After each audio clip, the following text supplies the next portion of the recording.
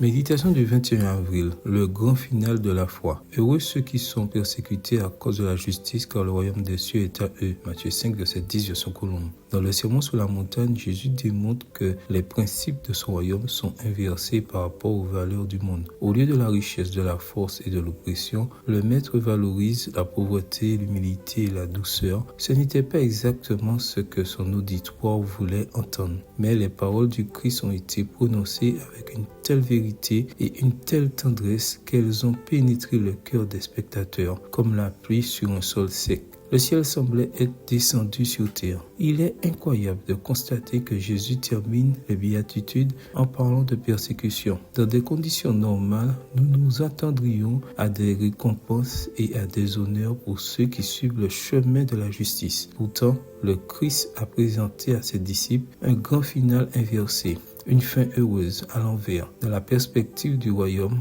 le parcours chrétien ne se termine pas par une remise de prix, mais par une épée pointée sur le cou. Mais attends un peu, ce n'est pas aussi grave que cela en allant quand on analyse la question à travers des lunettes de l'esprit. Les disciples qui suivent le maître comprennent que le chemin est étroit et que nous ne faisons que passer. Le Christ lui-même, qui ne méritait pas la flagellation, les crachats et la croix, a enseigné par l'exemple que l'amour avait un prix élevé et que sa persécution faisait partie du répertoire de la foi. Ce monde n'est pas notre patrie, mais une école de préparation au ciel. Si tu es persécuté aujourd'hui à cause du Christ, sache que tu n'es pas seul. Au cours des siècles, des millions de croyants ont perdu la vie dans les colisées, les prisons et les bûchers allumés par les pouvoirs civils et religieux. En de nombreux cas, ces martyrs sont morts en chantant et en prêchant leur foi en Jésus. Ce fut le cas de Polycarpe de Smyrne, de Jean Hus, de William Tyndale et de beaucoup d'autres. Eliot a commenté que les jeunes filles montaient sur le bûcher